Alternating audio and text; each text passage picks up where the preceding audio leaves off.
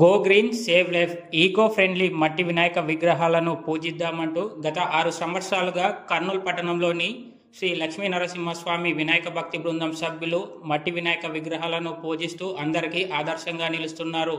వినాయక చవితిని కేవలం భక్తి శ్రద్ధలతోనే కాకుండా పర్యావరణాన్ని రక్షించే విధంగా వినాయక చవితి ఉత్సవాలను జరుపుకోవాలనే ధ్యేయంతో ప్రతి ఏటా తాము మట్టి వినాయక విగ్రహాన్ని ఏర్పాటు చేసి పూజిస్తున్నామని తెలిపారు.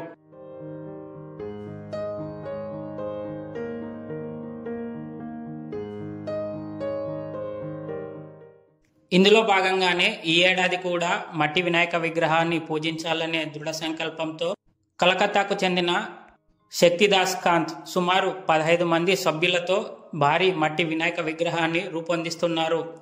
63 అడుగుల భారీ మట్టి వినాయక విగ్రహాన్ని దాదాపు 6 నెలలుగా శ్రమించి తయారు చేస్తున్నామని కళాకారుడు తెలిపారు.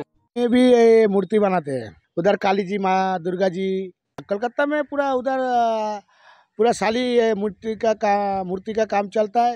उधर काली जी, दुर्गा जी, सरस्वती जी, विश्वकर्मा जी और जो मूर्ति है कृष्णा जी भगवान इसको बनाते हैं. उधर हर साल उधर ही मूर्ति है.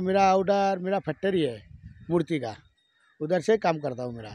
అయితే ఈ వినాయక విగ్రహాన్ని తయారు చేసేందుకు కేవలం నది సమీపంలో దొరికే నల్లమట్టి, ఎర్రమట్టి, వరిగడ్డి, వెదురు బొంగులతో మాత్రమే వినాయక విగ్రహాన్ని రూపొందిస్తున్నామని తెలిపారు.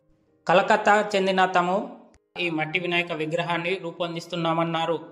ఈ మట్టి వినాయకుని విగ్రహం తయారు చేయడంలో ఎలాంటి ప్లాస్టిక్ కానీ పర్యావరణానికి హాని కలిగించే పదార్థాలు కానీ వాడటం లేదన్నారు.